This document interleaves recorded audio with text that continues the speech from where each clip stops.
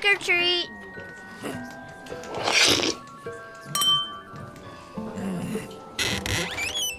Hi embroiderers. Today we're going to show you how to decorate a cheap tote bag for the trick-or-treaters. For these thin bags you're going to want to do a backing.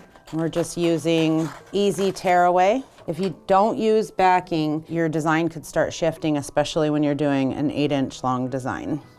If anyone has any tricks, please share them. I'd love to know if there's an easier way to get backing in. But I'm putting it all the way to the bottom, centering it between the two seams. Make sure to tuck your handles so it doesn't get caught in the back. So I'm working with a 12 by 12 tote. I have a 10-inch by 10-inch frame. So I have my design queued up.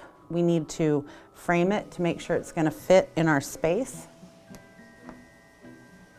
This thing is going to move around and show the framing. So the machine doesn't know what size hoop you have in here. It knows the size of the design. The needle's going to follow the size and shape of the design regardless of how big the hoop is that you've put in. And that's why it's really important that you pay attention to where it's moving and be on the ready to stop it if it's going to hit the sides of the frame. It can ruin your machine, it can ruin your needle.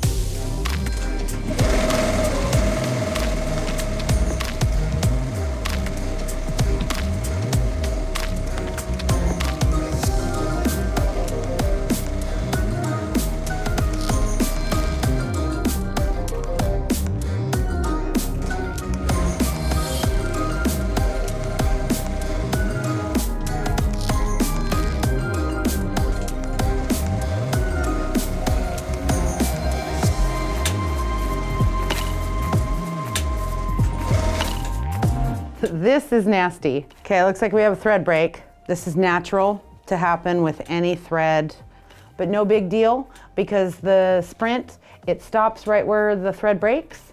I just gotta re-thread the needle, put the design back just a little bit so that we don't miss any of the stitching, and we're back into embroidering.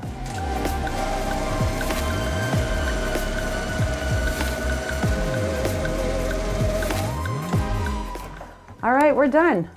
That just took about 20 minutes. All right, well, no bones about it. This bag is cute. It's ready to go. Trick-or-treating. Okay, well, thanks for watching, everyone. Make sure to like and subscribe. Leave a comment if you have any questions, and share this video with somebody you think it would help. Happy Halloween.